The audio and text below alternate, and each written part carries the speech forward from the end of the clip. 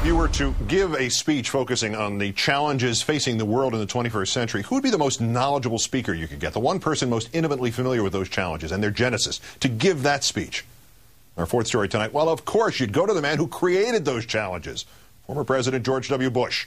Having already taken his option to give his first post-presidential address in this country and symbolically ceded it to Will Ferrell, Mr. Bush had to run to the most conservative city, Calgary, in the nicest nearby country, Canada, and still they needed high security to keep the protesters away. Mr. Bush arrived last night not getting out of his car, did not press the flesh and not shake some hands with all those people who were not his fans, who did not line the road, on his way to a restaurant where he did not dine in a public area. For his lunchtime speech today, Mr. Bush was greeted by a couple of hundred protesters, enraging even Canadians enough to throw things and get arrested, while Mr. Bush, basking in his popularity, snuck through an underground tunnel from his hotel to the private luncheon where no media was allowed and no one was allowed to record it or photograph it. It was called a conversation with George W. Bush. Conversation being Bush speak for, I converse, you pay $400 Canadian to hear me converse. The protesters outside joining the group Lawyers Against the War, who called on Canadian Prime Minister Stephen Harper to bar Bush from the country or arrest him for torture and other war crimes. Lawyer Gail Davidson having explained on this news hour last night that Canadian law bars suspected war criminals from entering her country. Let's turn now to Jim Moore, longtime chronicler of all things Bush, co-author of Bush's Brain, and now online at both HuffingtonPost.com and MooreThink.com. Thanks for your time, Jim.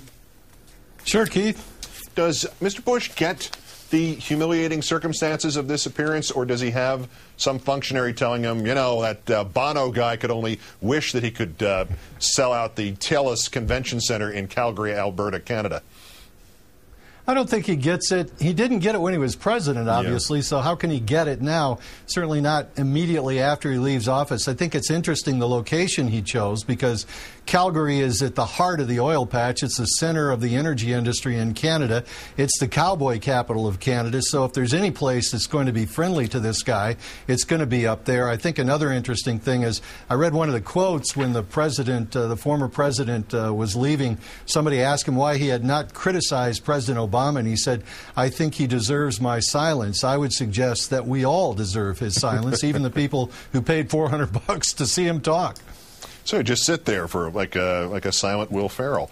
It would be very harmless. There was a new definitive finding on the matter of torture. We're going to explore that later in the hour. But based on his own admission of authorizing what everybody except him and Fredo call torture, can this man now, and I mean it seriously, travel outside North America without a phalanx of lawyers? It's an interesting question, and it would obviously create a big international situation, but I'm confident, and I would suspect that many countries have legal officials and attorneys general who are probably wondering if perhaps they shouldn't do something to reduce this man to custody when he leaves the United States of America.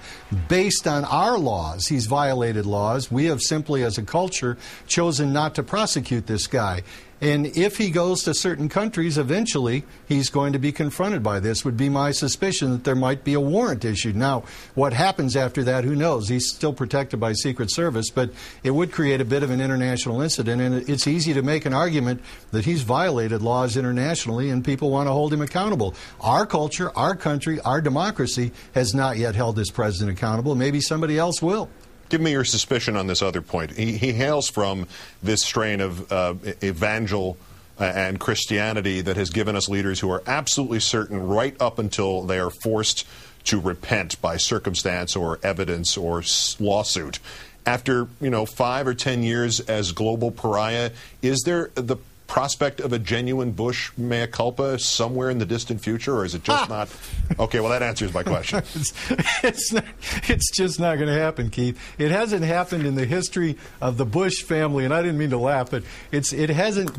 We have no incidents or no case of it happening among the Bushes, happening among anybody who's been in his administration. I think it's a fair and important question to ask, but we're all going to grow older and grayer waiting for that to happen if we're waiting for a Bush to say, wait a minute, I'm sorry. As you well know, a part of this speech process and him traveling around making money to give these speeches is putting his spin on history. They're trying to change the way his time in office is interpreted by historians, and to do a mea culpa is not to say we made a mistake, to admit a mistake. It'll screw it all up if they're trying to change history, and they ain't going to do it. Well, the other thing is, if they want to change history, is they can't have no press there. This has to be recorded, because right now Will Ferrell owns the George Bush revisionist history visual Wings are image. taking Dream. There it is. Yeah. Jim Moore, the co-author of Bush's Brain, who gave the most succinct answer to any of my long-winded questions in history, contributor to the Huffington Post and morethink.com. Great, thanks, Jim. Thank you, Keith.